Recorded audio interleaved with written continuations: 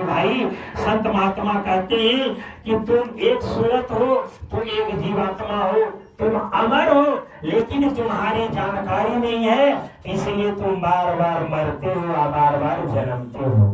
इसीलिए तुम अपने जीवन में बार बार दुख और पीड़ा को झेलते हो। अगर जिस दिन संतों महात्मा की दया माया से तुमको इस बात का ज्ञात हो जाए कि हम कभी मरेंगे ही नहीं, तो तुम्हारे अंदर आधी पीड़ा दूर हो गई। जब हम मरेंगे नहीं तो हमारे अंदर जो संशय है कि मैं मर जाऊंगा, ये तो मेरे दिल से निकल गया। अब मालिक कहते हैं कि जब तुम्हारे जीवात्मा को जगा दिया जाएगा, जब तुमको ये आभास हो जाएगा कि हम एक सूरत हैं, हम कभी नहीं मरेंगे और हमारा उस अनामी प्रभु से ताल्लुकात है, हम अनामी प्रभु के अंश हैं, तो फिर तुमको इस संसार में किसी से लोभ नहीं रहेगा, फिर तुमको इस संसार में जाके प्रेम ही नहीं रहेगा। इस संसार से तुम्हारा प्रेम खुद ब खुद हट जाएगा, खुद ब खुद तुमको समझ में आ जाएगा कि जितना ही मेरे हितैषी है कुछ समय के लिए, ये जितने मेरे प्रेमी है कुछ समय के लिए, एक दिन ऐसा आएगा कि मेरा ये शरीर नष्ट हो जाएगा और मेरी जीवात्मा कर्म के अनुसार फिर दूसरे जोनी में पैक हो जाएगी। इसलिए कहते महात्मा कि इस मनुष्य शरीर में रहते हुए तुम अपने आप को पहचान लो, अपने जीवात्मा को जगा लो। जब तुम्हारा जीवात्मा जग जाएगा, मालिक की दया महर से तुम्हारे अंदर जो बैठी हुई सोई है सूरत, जब वो जग जाएगी मेरे भाई, अरे इस संसार का आनंद क्या बुझते हो, ये तो कुछ नहीं हो। जो हम इस संसार में घर बना के, मकान बना के, एसी लगा के, सोफे लगा के आनंद ले रहे हैं ना, संत कहते हैं तो क्षणिक आनंद है, ये तुम्हारा शरीर का आनंद है। शरीर भले सोफे पर बैठ के थोड़ा सा आराम महसूस कर लेता है, लेकिन तुम्हारे अंदर जो जीवात्मा है, इस सोफे से उसको आनंद नहीं मिल रहा। इसको आनंद कहाँ मिलेगा?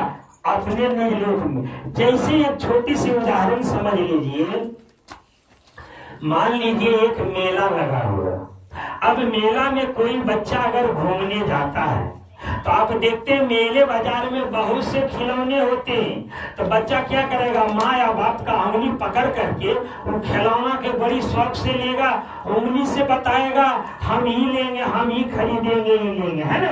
बच्चा बहुत खुश रहेगा, जो कुछ मिला उसको बहुत आनंदित है।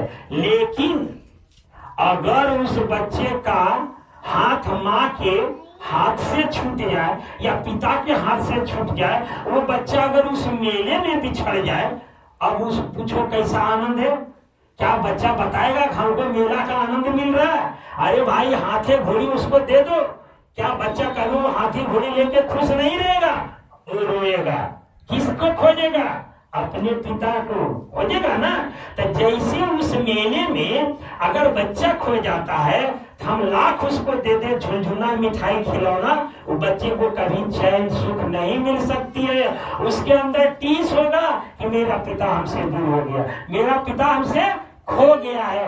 मेरे मालिक कहते यही हाल तो तेरी है, लेकिन तुम जानता कहाँ है? जिस दिन तुमको इस बात का आभास हो जाएगा, जिस दिन तेरी सोई जीवात्मा जाग जाएगी कि मेरा सच्चा पति, मेरा सच्चा पिता मालिक है, उस दिन तुम इस संसार में दर दर भटकने से बच जाओगे। इस संसार में जो दर दर भटक रहे हो, सुख की खोज में अच्छे से अच्छे और बुरे से बुरे कर्म कर डालते हो, ये तुम्हारे अंदर का संशय खत्म हो जाएगा। तुमको खुद अनुभव हो जाएगा कि यहाँ तो मेरा मिलने वाला नहीं है, जहाँ मेरा पिता है वहाँ हमको जाने का रास्ता चाहिए, फिर यहाँ मन भटकेगा नहीं। जय